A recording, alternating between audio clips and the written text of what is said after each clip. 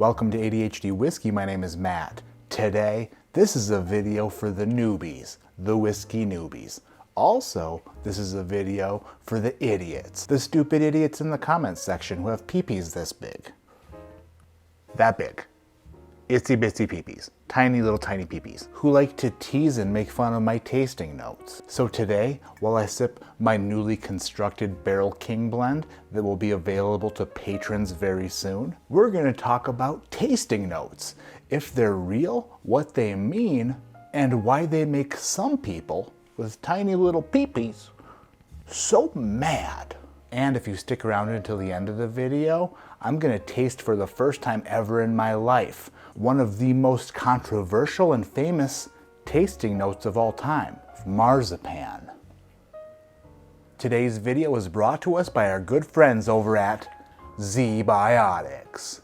ZBiotics is the world's very first pre-alcohol probiotic drink. If you're tired of feeling like crud the day after drinking, the answer to all your problems is in this little box.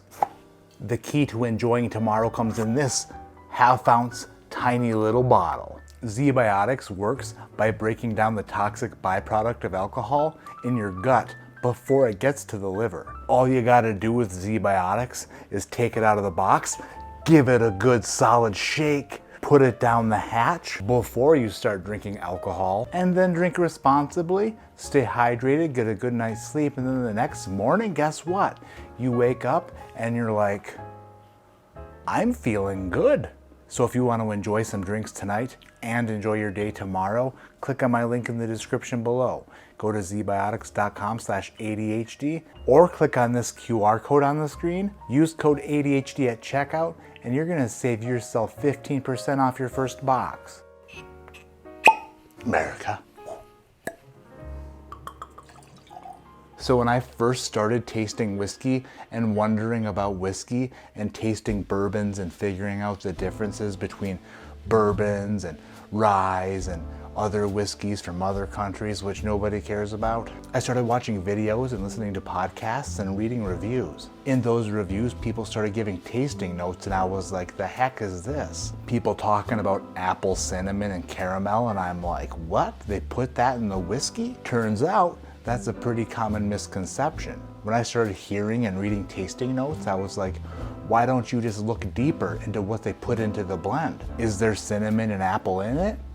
Because if not, then are you dumb? That way the tasting notes will be very obvious, because if it's an apple cinnamon flavored whiskey, then you would know that it's supposed to taste like apple cinnamon. But then the education came, and if you're a newbie, you'll soon learn that a straight bourbon from America, land of the free, home of the brave, cannot be flavored with anything. A straight bourbon whiskey is only made from grains and water. Different strokes for different folks, or different recipes for different folks. Or in the whiskey world, strokes or recipes, they call a mash bill. So for bourbon, they're blending a mash bill of the majority corn with rye or wheat and malted barley, sometimes oats if you're disgusting. So once you realize that there's no flavoring being added to these straight whiskeys, you're like, why in the heck are they saying that it tastes like different stuff? But then you begin to taste yourself, and the more you taste, the sooner you catch on. The tasting notes that reviewers or tasters or professional spirits judges or your friend Mark Emenecker talk about when they're sipping these whiskeys aren't necessarily the exact thing that they're saying, which doesn't totally make sense unless of course you think about it and then it makes sense. For example, stone fruit. This is a peach. Does any bourbon smell exactly like a peach? No. But can a bourbon remind you of a peach? Absolutely. And I get a nosing note of white peach when I nose Pursuit United bourbon. Does it smell exactly like a peach? No. But it does remind me of a peach. The memory that I have stored in my brain about what a peach smells like, I pick up on the nose of a bourbon like Pursuit United. And a lot of the nosing and tasting notes that you'll hear reviewers talk about are just faint memories of what that whiskey reminds them of from the past. For example, you may have had something traumatic happen to you as a child. In my case, there was a toaster strudel incident when I had the flu and my mom made me go to school anyway. What the heck? And I was standing by this sliding glass door waiting for the bus to come down the hill. And my brother in the kitchen was cooking toaster strudels. The smell of that toaster strudel as he applied the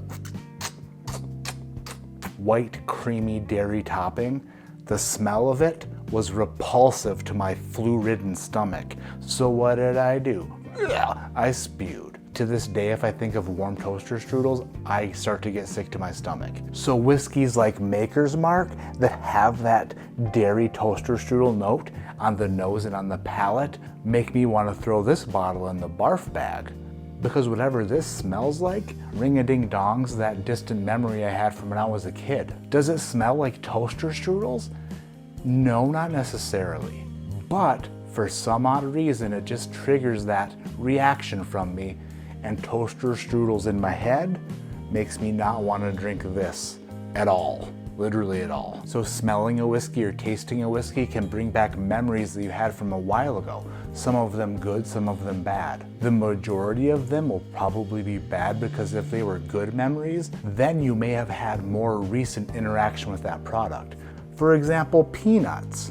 When you were a kid, peanut butter and jelly sandwiches were probably your deal. But when you smell something that reminds you of peanuts, it doesn't bring you back to your childhood.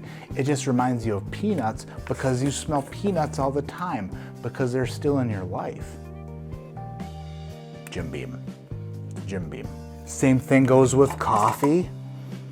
Oh yeah, definitely get this on some bourbons. It's lodged into your recent memory bank, which is short-term parking for your thoughts. Things like peanut butter and coffee and chocolate, brown sugar, marshmallows, all these things you smelled as a child, but they have much more recent memories in your brain that are easily accessible, and you can be like, oh, that smells like friggin' marshmallows, or like rock hard brown sugar from my cabinets. Oh, it's so hard. Does it smell exactly like brown sugar and marshmallows? Probably not. But what it does do is just triggers a bit in your brain that reminds you of them. Maybe you eat marshmallows all the time. Maybe you sneak brown sugar out of the bag when everybody's asleep at night and there's no sweets in the house. Other things like vanilla extract and cinnamon are things that are in your spice cabinet that you're just like, oh, cinnamon, nice, friggin' vanilla. Madagascar. Oh, nice. Both familiar things that you smell from time to time, especially when you or someone special to you, like your wife, because she's extra nice and bakes for you, is baking. But then maybe it reminds you of cinnamon from when somebody was baking, but then again, maybe it reminds you of cinnamon, but not from when somebody was baking. Maybe it triggers a different memory. Maybe the sin of men that you're thinking about isn't necessarily from the spice cabinet, but from the gas station.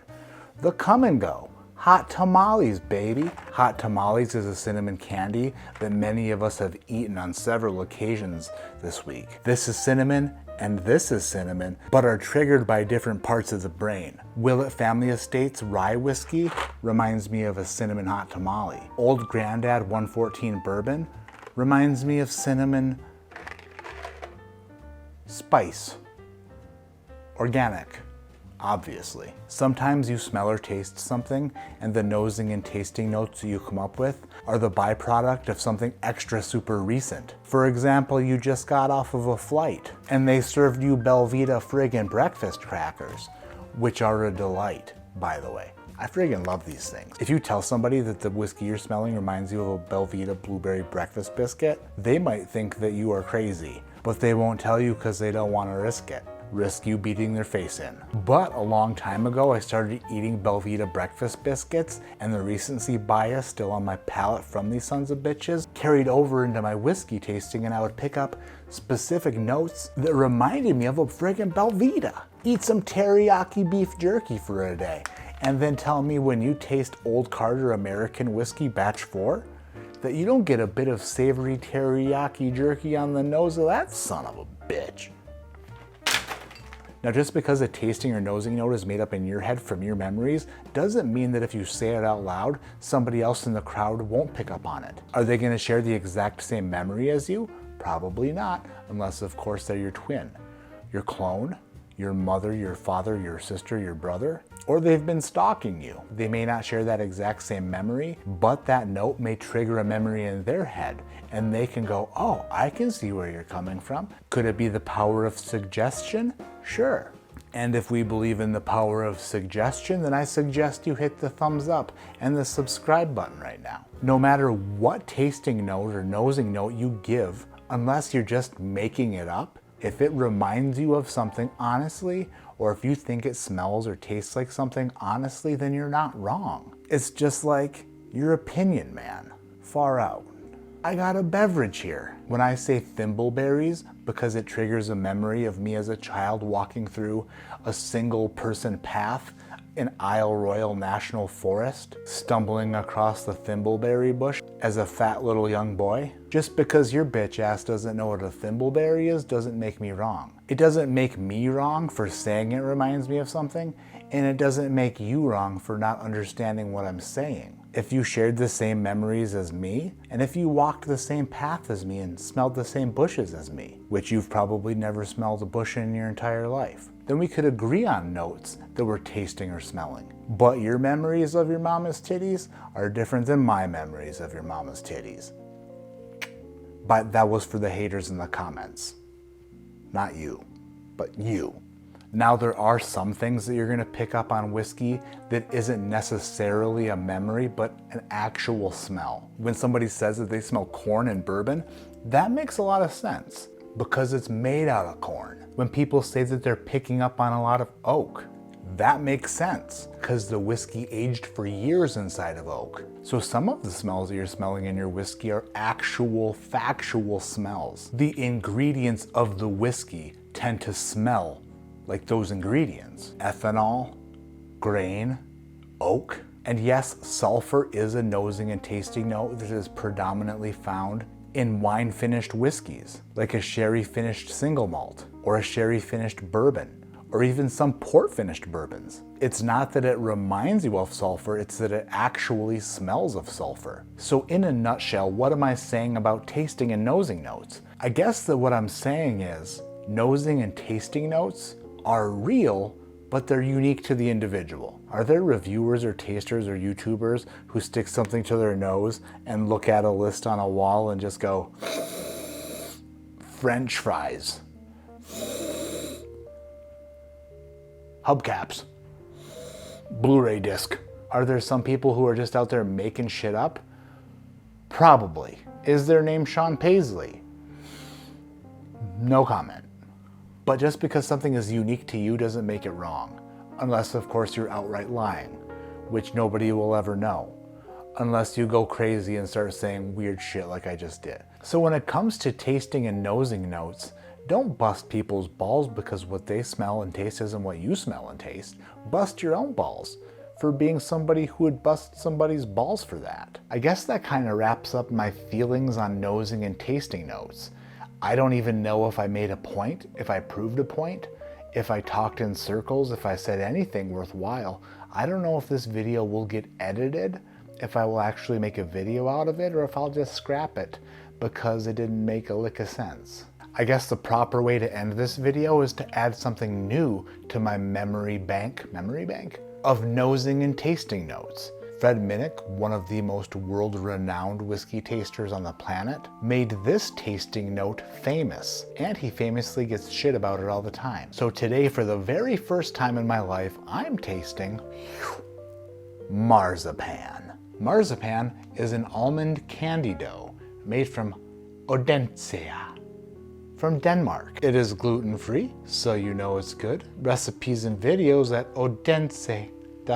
5 servings per container. A serving size of marzipan is 2 tablespoons, containing 170 calories. 6 grams of fat, 27 grams of carbohydrates, 25 grams of added sugar, 2 grams of protein. That's a lot of friggin' sugar, my man.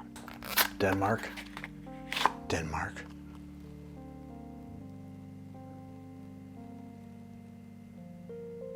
Nice. Ooh. Oh, that smells like a friggin' macadamia nut cookie. Oh, I just did it. I gave marzipan a nosing note. Literally full circle. That reminds me of a Subway macadamia nut cookie. A fresh one, a freshie. That smells good.